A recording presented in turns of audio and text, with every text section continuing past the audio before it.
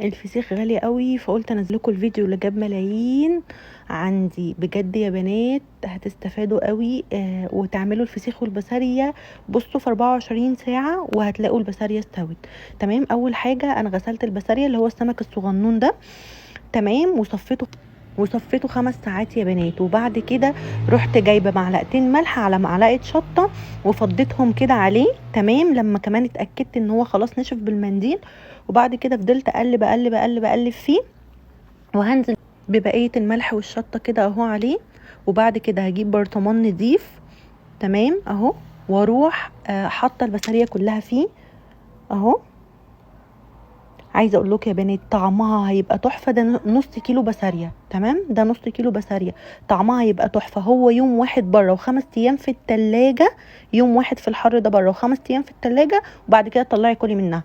ونص فنجان زيت اللي انتوا شفتوه دون بحطه على الوش. وبعد كده اروح مسلفناها وقفلاها، وخلصنا من البسارية. ندخل بقى في الفسيخ، وده طبعا الشعب المصري كله مستني تخليل الفسيخ، وكل سنه وانتم طيبين لان العيد عيد فسيخ. تمام. انا حطيت يجي 6-7 معالق كده ملح، وبعد كده هحط معلقتين شطه اهو. على فكره ده الملح العادي بتاعي خالص، ماشي. وبعد كده اهو حبه كركم صغيرين. ممكن انت تحطي بقى ورق لولا، وده مش عارفه اسمه بصراحه.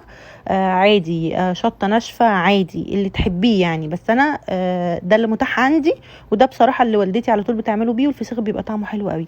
برضو الفسيخ انا خليته يصفي، غسلته كويس وخليته يصفي برضو 5 ساعات، تمام، علشان احس ان الدم بتاعه راح خالص. وبجيب المناديل بتاعه المطبخ افضل انشف في النخاشيش كده زي ما انتم شايفين، واملاها ملح، املى النخاشيش ملح، تمام اهو. وبعد كده بعمل لهم مساج بدلعهم. اعملي كده للفسيخه مساج كده لجسمها علشان تبقى طريه معاكي لما تطلعيها، تمام. ودي الطريقه اللي انا بخلل بيها الفسيخ اهو، واغرقها كده في الملح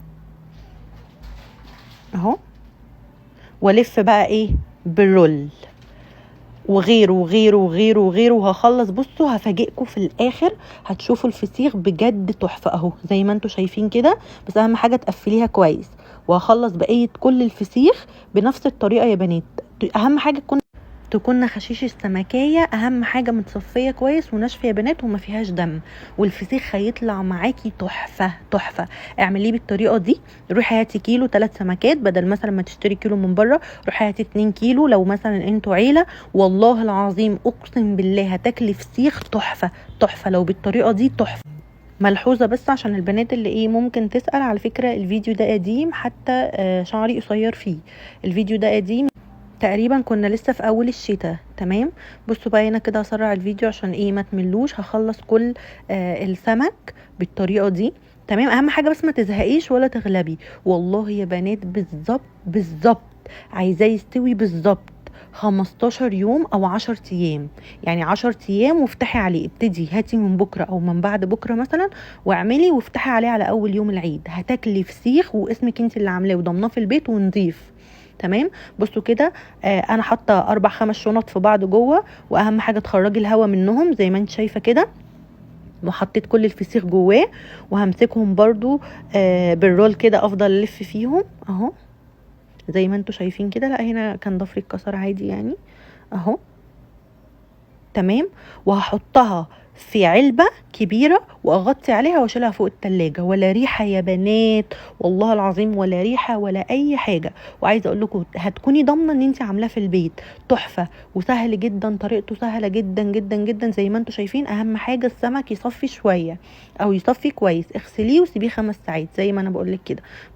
هنا كنت طبعا خلصت بكرة اللزق عليه لان كنت بعمله بانتماء جدا. على فكرة يا بنات انا عملت بس ما صورتش بصراحة، لاني عملت وواحدة صاحبتي كانت معايا في المطبخ فما صورتش، بس عملت بنفس الطريقة.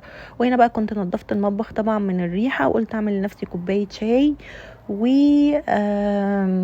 كنت مستنظرة بصراحة الفسيخ وكنت مشتاقه له جدا. وفي بيتك انضف بكتير. واعملوا لي لايكات كتير يا بنات، ولو فيديو عجبكم هنزل لكم تاني.